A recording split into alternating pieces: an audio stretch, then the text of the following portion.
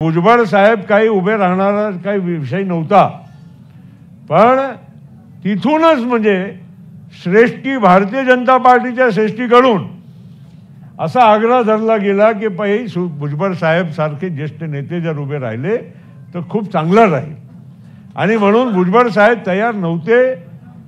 आम्ही त्यांना म्हणजे विनंती केली, तयार केले. अध्यक्ष आणि महाराष्ट्राचे लाडके नेते आणि उपमुख्यमंत्री माननीय अजितदादा पवार, आपले प्रांताध्यक्ष माननीय सुनील तटकरेजी, आपले ज्येष्ठ नेते आदरणीय छगन भुजबळ साहेब, आदरणीय रामराजे निंबाळकर साहेब, हसन मुश्रीफ साहेब, नरहरी झिरवळ साहेब, मंचकावर बसलेले सर्व आपल्या पक्षाचे मंत्रीगण, ज्येष्ठ नेतेगण, सर्व आमदार, माजी आमदार, तसेच समोर बसलेले विविध जिल्ह्यातून आलेले पक्षाचे सर्व ज्येष्ठ पदाधिकारी आणि आपले सर्व बंधू भगिनी, निवडणुकीच्या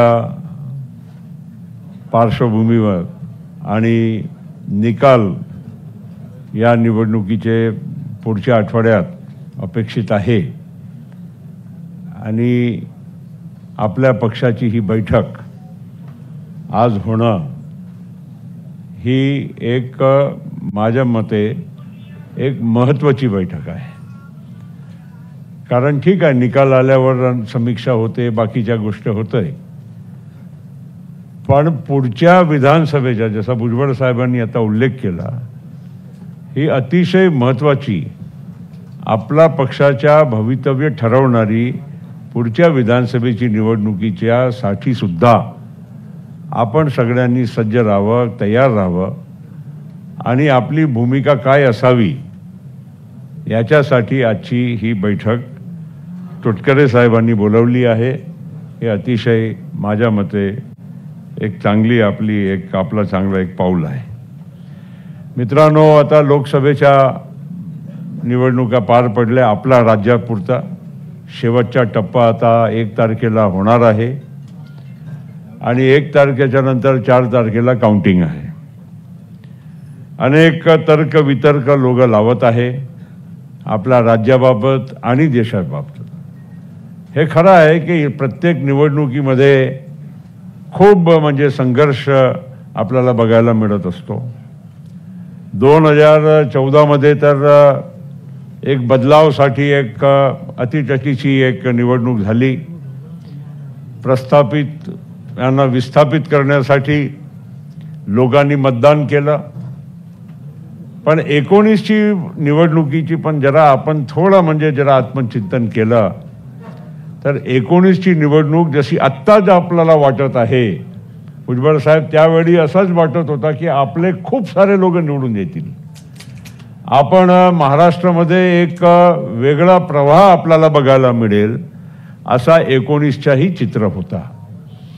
आणि त्यावेळी पवार साहेब, भुजबळ साहेब, आपण सगळेच म्हणजे त्यावेळी जेव्हा समीक्षा करत होतो तेव्हा वाटत होता की नाही, आपले चांगले लोक निवडून येतील, बऱ्याचपैकी आपली सीटामध्ये आपल्याला यश मिळेल, आणि आपल्यालाच नव्हे पण इतरांना पण मिळेल, आपला म्हणजे सहकारी काँग्रेस पक्षालाही मिळेल.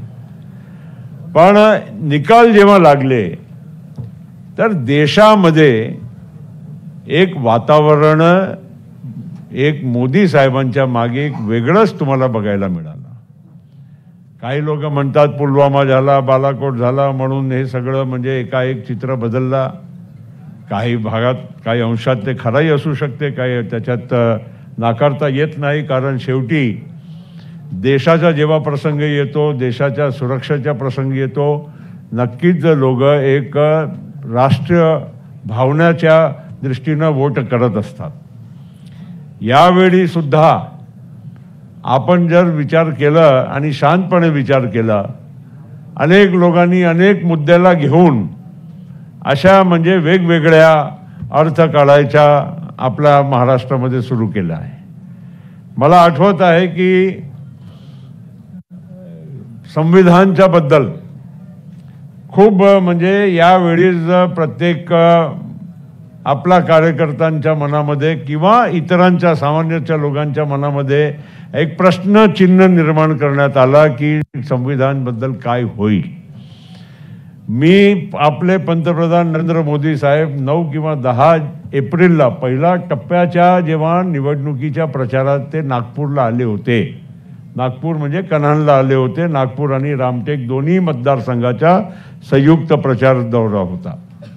आणि त्यावेळेस मंचगावर असताना मी त्यांना सांगितलं की साहेब इथे खूप मोठा अपप्रचार होऊन राहिलेला आहे.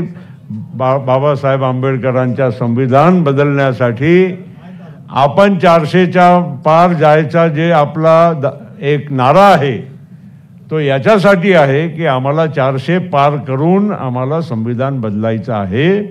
असा एक अपप्रचार मोठ्या प्रमाणात आपल्या देशामध्ये होऊन राहिलेला आहे. आणि ते खरंही आहे, एक प्रकारे अपप्रचार तर होताच, सगळ्यांना म्हणजे त्याला मुकाबला करावाच लागला. मी त्यांना जेव्हा आठवण करून दिली त्यांनी त्या मीटिंगमधून पहिल्यांदा म्हणजे याच्या अपप्रचाराचा खुलासा किंवा त्यांच्याकडून जे त्यांची सूचना होती ते त्यांनी सुरू केली. पण त्याचबरोबर त्यांनी मला जेव्हा आम्ही तिथे स्टेजवर बसले होतो त्यांनी सांगितलं की असा अपप्रचार तुम्ही लोक म्हणजे आपण लोक विसरतो लवकर, पण 2004 असो किंवा 1999 असो, अटल बिहारी वाजपेयीची जेव्हा सरकार निवडून ते आले होते, सरकार स्थापन झाली होती, त्या निवडणुकीमध्ये पण असाच प्रचार चालला होता की भारतीय जनता पार्टी येईल आणि या देशाचा संविधान बदलेल.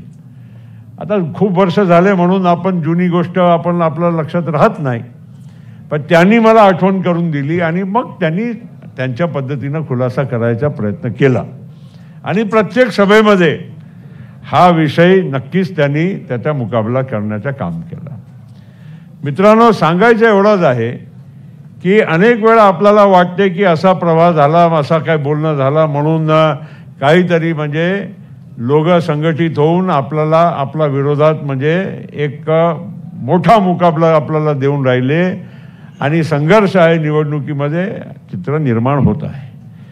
मी पण पाहिलं माझ्या जे ओरिजिनल मतदारसंघ आहे भंडारा गोंदियाच्या, जिथून भारतीय जनता पार्टीचे उमेदवार उभे होते आणि मलाही तिथे आपला कसं आहे की आपल्याही काही पारंपरिक आपले मत असतात. स्वाभाविक आहे की राष्ट्रवादी काँग्रेस पार्टीच्या माणसाला आपले पारंपरिक जे मत आहे ते कमी मिळत असताना त्यांना वाटते की आपला फार मोठा नुकसान होऊन राहिलेला आहे. एका बाजूला ती गोष्ट खरी पण आहे, पण दुसऱ्या बाजूला हे पण आपल्याला विसरता म्हणजे कामा नये की दुसऱ्या बाजूचे मत जे आपल्याला पूर्वी मिळत नव्हते, जे आपल्या हिस्सेचे नव्हते, ते हेही मत आज आपल्याकडे येऊन राहिलेले आहे. आणि त्याच्यामुळे ते त्यांची आणि आपला म्हणजे कॉम्बिनेशन जेव्हा आपण करू तर नक्कीच मताधिक्य आपला वाढेल. हे पण आपल्याला म्हणजे आपले नोंद केली पाहिजे. आता शिवाजीराव आढळराव पाटील साहेब इथे बसलेले आहे, त्यांचेही काही स्वतःचेही मत असतील, नक्कीच असणार. जुने त्यांचे एवढ्या वर्षाच्या 15 वर्ष खासदारकी जे असलेल्या माणूस त्यांचेही मत असणार. राष्ट्रवादीचे मत त्यांच्याबरोबर जुळले, भारतीय जनता पार्टीचे मानणारे लोकांचेही मत जुळले. काही आपले पारंपरिक कमी झाले, कोणाचे दुसऱ्याचे कमी झाले, पण जेव्हा टोटल आपण करतो तो पिक्चर, तो चित्र वेगळा निर्माण होऊ शकते. हे पण आपण म्हणजे लक्षात ठेवायला पाहिजे. आणि म्हणून अनेक लोक तर्क वितर्क लावतात. आता असेच 2019 मध्येही होते. आता काही विशेषज्ञ जे आहे त्यांचे वेगवेगळे म्हणजे कोणी मोदीला एवढे मिळतील, कोणी कमी मिळतील असं म्हणणारे आहे, पण एकही असा विशेषज्ञ पॉलिटिकल ॲनालिस्ट जे आहे, नाव अनेक आहे, मी सगळ्यांचे नाव कोणाचं घेऊ इच्छित नाही, पण ते जेव्हा आपला अहवाल देतात कोणी आजपर्यंत म्हटलेलं नाही की मोदीची सरकार बनणार नाही. भुजबळ साहेब हे पण आपण अनेक आपण सगळे लोक जिथे बसलेले आहे ते आपण सोशल मीडियावर या सगळ्या बाबतीत आपण विश्लेषण पाहत असतात आणि त्यामुळे आज हे नक्की आहे की देशामध्ये परत NDAची सरकार मोदी साहेबांच्या नेतृत्वामध्ये स्थापन होणार आहे, ही नक्की गोष्ट आहे आणि त्याचे आज आपण पार्ट आहोत. आता महाराष्ट्रामध्ये हे खरं आहे, भुजबळ साहेबांनी सांगितल्याप्रमाणे आपण कमी जागा लढलो. त्याचा थोडा एक इतिहास पण आहे. दादाला आम्हाला भुजबळ साहेबांना पण माहीत आहे की 23 सिटिंग खासदार होते भारतीय जनता पार्टीचे, 18 सिटिंग खासदार होते शिवसेनाचे आणि त्यापैकी जे लोक इकडे तिकडे गेले त्यामध्ये बऱ्याचपैकी शिवसेनाचे उबाठाकडे जे होते ते इकडे आपले शिंदे साहेबांकडे गेले आणि त्यामुळे जेव्हा सीटाच्या वितरण जे करायची वेळ आली आम्ही बसलो होतो. असा नाही की तुम्ही असा कोणी समजू नका की आम्ही लोकांनी काही प्रयत्न केले नाही, दादांनी प्रयत्न केले नाही, पण काही गोष्ट आपल्यालाही विचार करावा लागत असते की बाबा सिटिंग आहे तर काय करायचं, ती जागाच्या बद्दल आपण म्हणजे आता आग्रह कितपत करायचं, हे सगळ्या पार्श्वभूमीमध्ये सीटाच्या वाटप आणि त्यामध्येही मी तुम्हाला सांगतो की साताराची जागा आपण सोडली, पण सोडल्याबरोबर आपल्याला एक खासदारकीची जागा सुद्धा आपण राज्यसभेची मिळवून घेतलेली आहे. असा कोणी समजू नये की ही जागा आपण म्हणजे त्यांना असं फोकट देऊन टाकली. दुसरं म्हणजे एक आपल्यालाही आता माधव जानकर साहेबांना आपण सोबत घेतलं आणि राष्ट्रवादीनी सोबत घेतलं. NDAचे जरी घटक असतील पण राष्ट्रवादीचे सहकारी पक्ष म्हणून त्यांना आपण परभणीची जागा दिलेली आहे. याचा अर्थ एवढाच आहे की आपणही 6 जागावर आपण उभे राहिलो. एक काही गोष्ट खरी आहे, भुजबळ साहेबांचा पण म्हणणं आणि त्यांच्या भावना पण आम्ही समजू शकतो, कारण भुजबळ साहेबांच्या आणि मी खुलासा करू इच्छितो, भुजबळ साहेबांच्या समक्षच मी करू इच्छितो की भुजबळ साहेब काही उभे राहणारा काही विषय नव्हता, पण तिथूनच म्हणजे श्रेष्ठी भारतीय जनता पार्टीच्या श्रेष्ठीकडून असा आग्रह धरला गेला की भुजबळ साहेब सारखे ज्येष्ठ नेते जर उभे राहिले तर खूप चांगलं राहील आणि म्हणून भुजबळ साहेब तयार नव्हते. आम्ही त्यांना म्हणजे विनंती केली, तयार केले आणि भुजबळ साहेबांना मग एका वेळा म्हणजे हो म्हणायला पण त्यांना आम्ही कबूल करायला लावला. पण दुर्दैवानं मग ते शिंदे साहेबांच्या परत ते बाकीच्या गोष्टी घडले आणि म्हणून मी काय त्याच्या आता फार काही खोलात जाऊ इच्छित नाही, पण लोकांना असा कोणाला असं वाटू नये की आमचे ज्येष्ठ नेत्यांचा काही सन्मान आम्ही काही कमी म्हणजे काही होऊ दिलेला आहे किंवा त्या काही वेगळ्या कारणाने काय भुजबळ साहेबांना उभा राहता आला नाही, असा अजिबात काही असा विषय नाही आहे. मित्रांनो, भुजबळ साहेब असो, दादा असो, तटकरे साहेब असो, मुश्रीफ साहेब असो, निंबाळकर साहेब असो की तुम्ही आम्ही सगळेच असो, हे आपल्या सगळ्यांची संयुक्त जबाबदारी आहे की या आपला पक्षालाही मजबूत करायचं आहे आणि सोबत ज्या आपण आज NDA महायुतीमध्ये आपण आहोत त्यालाही मजबूत करून परत या राज्यामध्ये आणि देशामध्ये आपला NDAचा विजय आपल्याला एन्श्योर करायचा आहे. मित्रांनो, आता विधानसभेचा जेव्हा प्रसंग येईल, भुजबळ साहेब तुमची सूचना बिलकुल करेक्ट आहे. निर्णय करताना आम्ही काही वेगळे काही निर्णय करणार नाही, तुम्ही सोबतच असणार आहात. तुम्ही आम्ही सगळे मिळूनच आपण बसून काय काय पुढच्या आपले पाऊल असेल ते आपण ठरवणार आहोत. नक्कीच मी तुम्हाला सगळ्यांना मी सांगू इच्छितो, कारण सगळ्या बाबतीतमध्ये आम्ही दादा, तटकरे साहेब, भुजबळ साहेब आम्ही सगळे एकत्रच असतो. नक्की विधानसभामध्ये काही या जसं लोकसभेचं चित्र आहे तसं राहणार नाही. भुजबळ साहेब, एवढी खबरदारी दादानी पण घेतली आहे, सगळ्यांनी जबाबदार लोकांनी घेतली आहे की विधानसभेमध्ये आपल्याला जे मिळणारी सीट्स आहे त्यामध्ये नक्कीच वाढ होणार आहे. जे काही आपली सिटिंग वेटिंगवाला काही विषय राहणार नाही आहे कारण सगळ्यांची मिळून सुद्धा आपल्याकडे खूप सारी जागा अजून शेअर करण्यासाठी, वाटप करण्यासाठी पण अवेलेबल राहणार आहे. दुसरं, थोडाफार इलेक्टिबिलिटी विनेबिलिटीचा पण विषय जे आहे, यामध्येही भारतीय जनता पार्टीचे वरिष्ठांना यावेळी समजलेलं आहे की काही ना काही ठिकाणी आपण तडजोड करून जिथे जे कोणी निवडून येत असतील त्या व्यक्तीला देणं म्हणजे हे महत्त्वाचं राहणार आहे. तेव्हाच आपली परत महाराष्ट्रामध्ये महायुतीची सत्ता येऊ शकते आणि त्यामुळे आपण सगळ्या लोकांनी आपण काळजी या बाबतीत सुद्धा घेतली पाहिजे आणि घेतली जाईल, हे पण मी तुम्हाला सगळ्यांना मी आश्वस्त करू इच्छितो. मित्रांनो, आज आपण इथे देशाचा जेव्हा आपण चर्चा करतो, आता आपलेच सहकारी काही पूर्वी आपण सगळे जेव्हा राष्ट्रवादी काँग्रेस पक्षामध्ये जेव्हा एकत्र काम करत होतो, धीरज शर्मा आमच्याच हातात तयार केलेला आम्ही एक तरुणांना पहिला संधी दिली, मोठा झाला, काम केलं, चांगलं काम केलं, अनेक सहकाऱ्यांना त्यांनी देशामध्ये जोडण्याचं काम केलं. आज ते आपला पक्षामध्ये आणि काय निकाल लागल्यानंतर नाही, निकाल लागण्याच्या अगोदर आज आपला बरोबर येत आहे. त्याचं कारण आहे की प्रत्येकाला वाटते की मला सामोर जायचं आहे, मला काही काम करायचं आहे, मला काही योगदान करायचं आहे. आज म्हणजे मी टीका नाही करत, पण खऱ्या अर्थानं आज नॅशनल जे आउटलुक पाहिजे, राष्ट्रवादी काँग्रेस पक्ष 1999 पासून भुजबळ साहेब, दादा, तटकरे साहेब, मुश्रीफ साहेब, आम्ही सगळे लोकांनी एकत्र साहेबांच्या बरोबर राहून पक्षाची स्थापना केली. पक्षाला मोठा करण्यामध्ये आपण सगळ्या लोकांचा योगदान राहिलेलं आहे. अनेक आमदार त्यावेळीच होते. मित्रांनो, पण पक्ष वाढवण्याच्या दृष्टीनं काम करायला पाहिजे.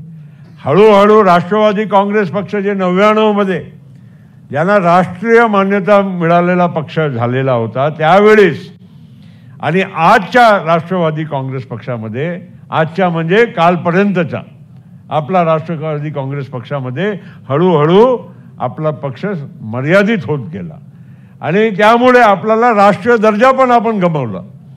मित्रांनो, मला आठवत आहे की आपण एकत्र असताना नागालँडमध्ये निवडणुका होत्या, कोणाला काय घेणदेण नव्हतं. मी पाठवलं कोणाला आणि बाकीचे अनेक सहकारी जे जुने एका काळात आपल्या बरोबर काम करत होते त्यांना सोबत घ्यायचं काम केलं आणि आपले 7 आमदार त्या नागालँडमध्ये निवडून आले. आणि आज डेप्युटी स्पीकर जिरवाळ साहेब, जसे तुम्ही इकडे आहात तिकडे डेप्युटी स्पीकर पण आज राष्ट्रवादी काँग्रेसचा आहे. तुम्ही तिथे जाऊन प्रवास करून यावं. तिथे आदिवासीच आहे, सगळे एसटीज आहे नागालँडमध्ये. तुम्ही जा, जापान नुसतं फिरू नका, तिकडे पण जावा, तुम्ही सहपरिवार जावा तुम्ही.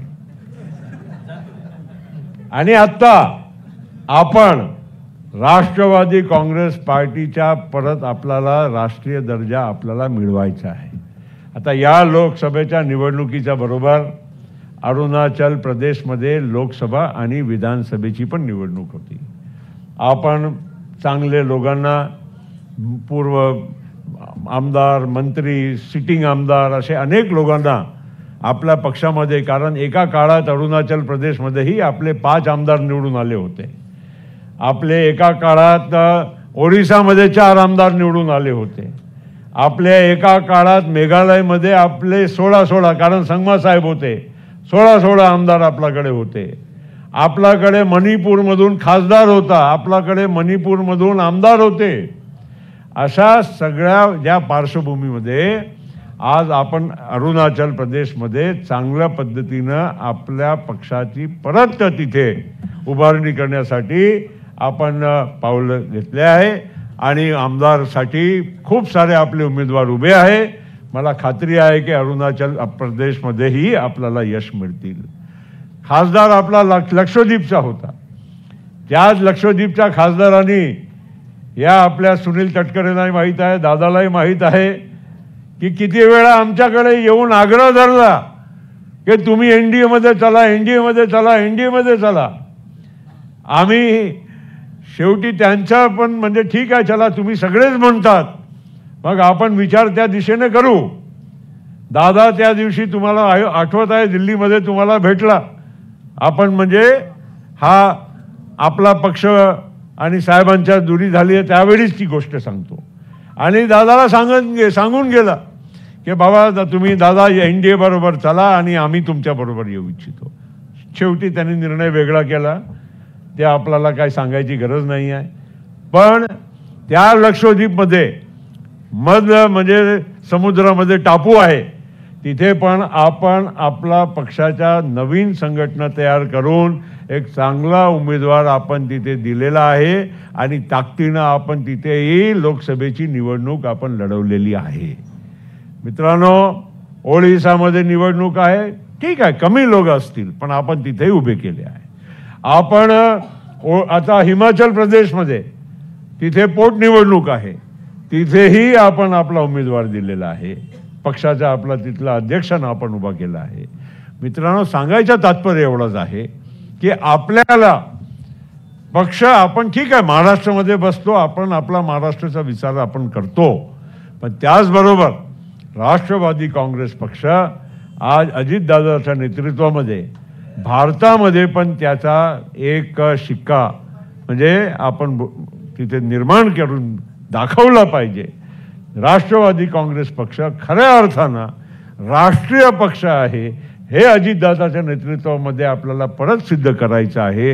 हे त्याच्यासाठी आम्हा सगळ्या लोकांना काम करावं लागणार. आणि म्हणून आज धीरज शर्मा आणि अनेक आपले जे विविध राज्याचेही आपले अध्यक्ष, युवकांचे, आपले विद्यार्थींचे अनेक जे आपले पदाधिकारी होते, आज त्यांनी आपल्या पक्षामध्ये प्रवेश करण्याचा परत काम केलेलं आहे. पक्षामध्ये प्रवेश म्हणजे पक्षामध्येच होते, पण काही महिन्यासाठी ऑन डेप्यूटेशन होते.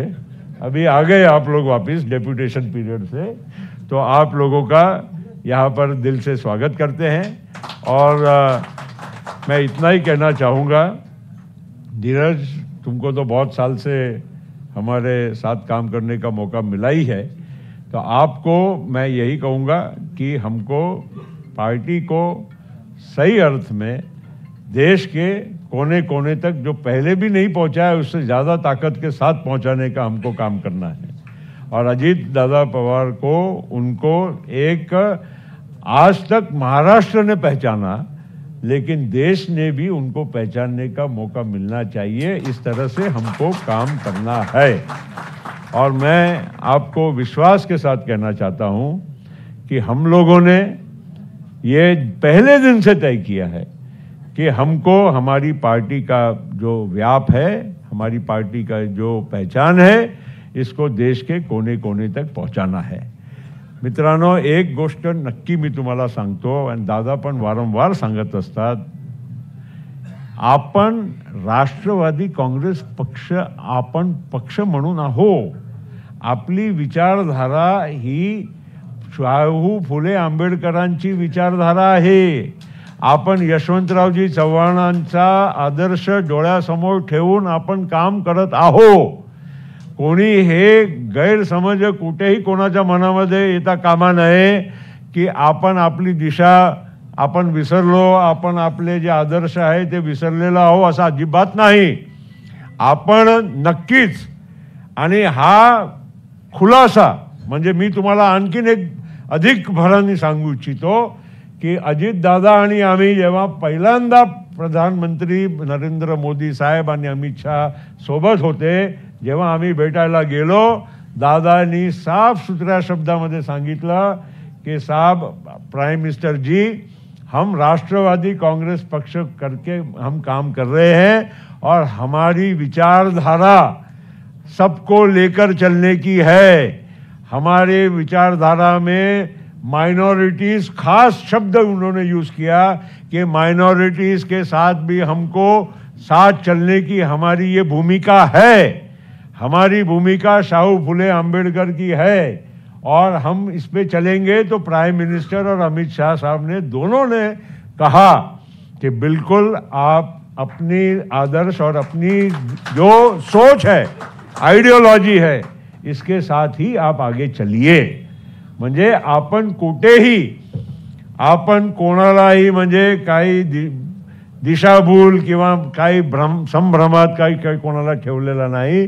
आपण अतिशय स्पष्ट भूमिका आपल्या पक्षाची काय आहे ते सांगूनच आपण या महायुतीमध्ये प्रवेश केला आहे. आणि म्हणून मित्रांनो, ठीक आहे, काही गोष्टी असतात, काही त्यांचे फायदे, त्यांचे काही थोडेफार 10% निगेटिव्ह, आपलेही फायदे निगेटिव्ह, काय दोन्ही सगळ्या पक्षांचे कमी जास्त असू शकते.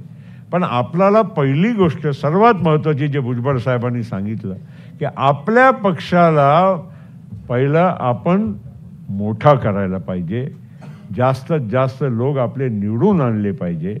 आणि तसं झालं तर मग उद्याच्या दिवस आपला राष्ट्रवादी काँग्रेस पक्षाच्याच नव्हे पण सगळ्यांच्या, तुम्ही आम्ही सगळे मिळून पक्ष बनतो. काय एक व्यक्तीमुळे पक्ष बनत नाही, काय 2, 4, 5 आमदारमुळे पक्ष बनत नाही. पक्ष बनते सगळ्यांच्या बरोबर. सगळ्यांचा जेव्हा फायदा होतो, मोठे होतात, तेव्हाच पक्ष मोठा बनतो. आणि त्यामुळे दादाच्या नेतृत्वामध्ये आपल्या सगळ्यांना काम करायचं आहे. आणि मी तुम्हाला सगळ्या लोकांना परत सांगू इच्छितो की कोणी काही म्हणत असतील, नरेंद्र मोदी 4 जूनला या देशाचे पंतप्रधान परत होणार म्हणजे होणार. आणि महायुती NDAचीच सत्ता येणार.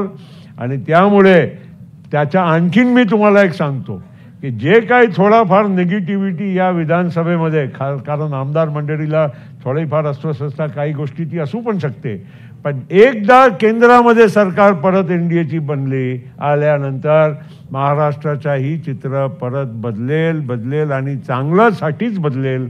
हे पण तुम्हाला सगळ्या लोकांना खात्री असायलाच पाहिजे. कारण पॉलिटिकली एकदा देशाच्या एक दिशा ठरवल्यानंतर लोकही, महाराष्ट्राचे लोकांनाही वाटेल की नाही बरोबर आहे, आपण विकासाच्या बरोबर राहायला पाहिजे. आज आपल्या आमदार मंडळीला नक्कीच त्यांचे क्षेत्राचे काम झाले पाहिजे, निधी मिळाली पाहिजे, विकास झाला पाहिजे, तेव्हाच आपण लोकांचं समाधान करू शकतो. शेवटी किती आपण बोललो, काय भाषण देऊन काय लोकांचं समाधान होत नाही. त्या जोपर्यंत विकासाची निधी, विकासाची कामं आपण खऱ्या अर्थानं करू शकत नाही. आणि म्हणून भुजबळ साहेबांची जी सूचना होती अतिशय बरोबर होती की निवडणुकीच्या अगोदर ते निधी आणि त्या निधी मिळाल्यानंतर त्याचा नारळ किमान तरी फोडला पाहिजे. तेव्हाच लोकांना भरोसा होईल आणि तेव्हाच आपल्या आमदार मंडळीला सुद्धा येणाऱ्या निवडणुकीमध्ये चांगलं लोकांच्या समोर जाऊन मत मागायला त्यांनाही सोपं जाईल. एवढंच आजच्या दिवशी मी तुम्हाला सगळ्या लोकांना सांगू इच्छितो. जास्त बोलायची काही गरज नाही. दादाचं आता भाषण आहे आणि आपण सर्व आज वेगवेगळ्या जिल्ह्यामधून आज इथे या कार्यक्रमासाठी आपण आलो. त्या तुमच्या सगळ्यांच्या मनपूर्वक मी स्वागत करतो, धन्यवाद देतो. आणि तटकरे साहेबांनाही धन्यवाद देतो की त्यांनी असा एक आजच्या कुठलाही पक्षाची बैठक आता निवडणुकीच्या अगोदर म्हणजे निकालाच्या अगोदर होणार नाही, पण तुम्ही तरी देखील आज सगळ्यांना इथे मुंबईला बोलवलं. तुमचाही खूप खूप आभार, धन्यवाद. जय हिंद, जय राष्ट्र. देश विदेशातील प्रत्येक घडामोडींचे लाईव्ह अपडेट मिळवण्यासाठी आता साम टीव्हीच्या सर्व सोशल मीडिया प्लॅटफॉर्मला लाईक, फॉलो आणि सबस्क्राईब करा. तसंच सर्व नोटिफिकेशनसाठी बेल आयकॉन प्रेस करायला विसरू नका.